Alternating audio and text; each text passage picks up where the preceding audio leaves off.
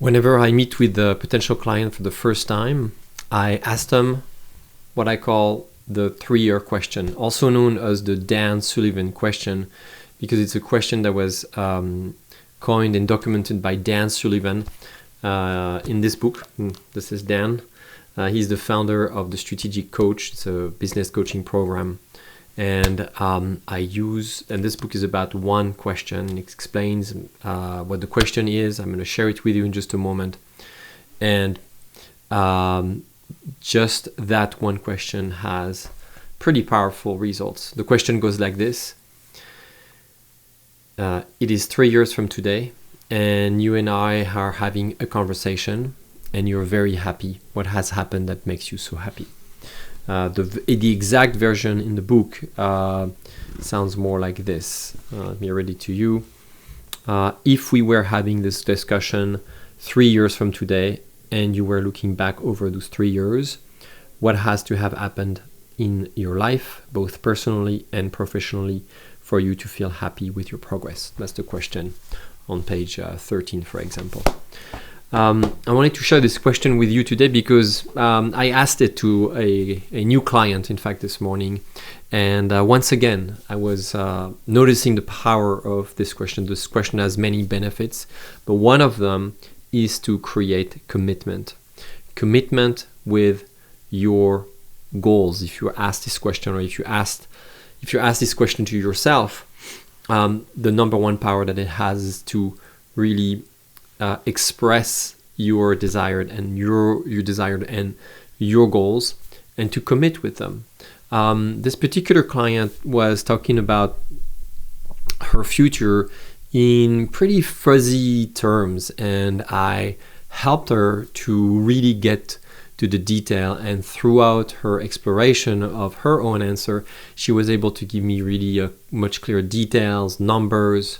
And what I noticed once again is that in doing so, that commitment to that goal started to shape, because she was able to understand, to see, to decide, to shape, to get more precise with her definition of success. And once you do this, what happens is that you acknowledge an idea. You take it from your mind, your heart, to the outside, so you can interact with that idea. If you want, you can even draw that answer. Sometimes I have some of my clients draw their answers. In fact, last week I also asked this question, and I was with clients and I helped them literally draw the answer for that 3-year question. I was with them drawing.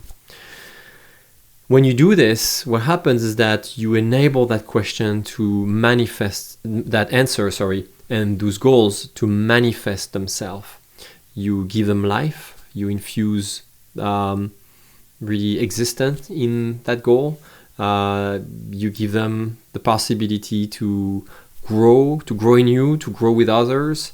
And also you make a connection with your unconscious mind, which always kind of strikes me as something magical almost, because when you do this, you will start noticing all sorts of little details and little nuances in the way you make decisions that are going to exist for the benefit of that goal. What I'm saying here is that you're going to start operating towards that goal without even noticing sometimes what I mean by the unconscious connection between your mind and your goal. I do this exercise, the 3-year question, actually on a yearly basis at least.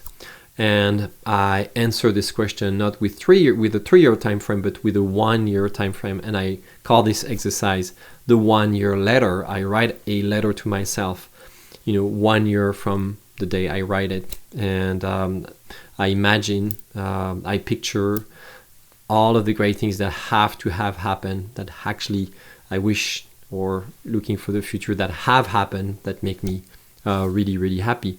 And then I fold the letter, I store it somewhere else, and I forget about it for the rest of the year.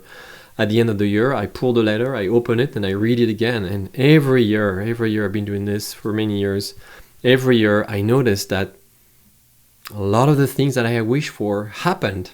Not exactly the way I had wished for, not to the full extent sometimes, but I made progress. I can notice the progress because in the first place, I committed to my goals this way.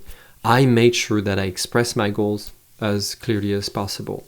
And sometimes, if we don't do this, we have goals that really remain latent, and when they are in the back of our mind, they're just the hostages of our inner narrative that tells us that, these are never going to happen. We can't even say your goal is to make a certain amount of money, to maybe buy a piece of property.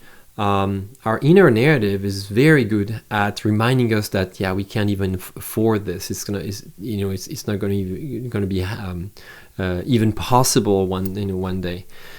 So when we leave those unexpressed goals, in the back of our mind, they're just there. They're just collecting dust. So I encourage you to dive into a question like this one. I encourage you to ask it to other people. I encourage you to give yourself the permission. Yes, give yourself the permission to just interact with that idea. Sometimes that goal that you have might completely sound crazy or lofty or totally unrealistic. But the first step is always to recognize that it exists within your mind, and that giving life to your inner narrative is the first step to success. So I wish you the best, and once again, check it out. The Dan Sullivan Question creates wonders. Highly recommended. Thank you.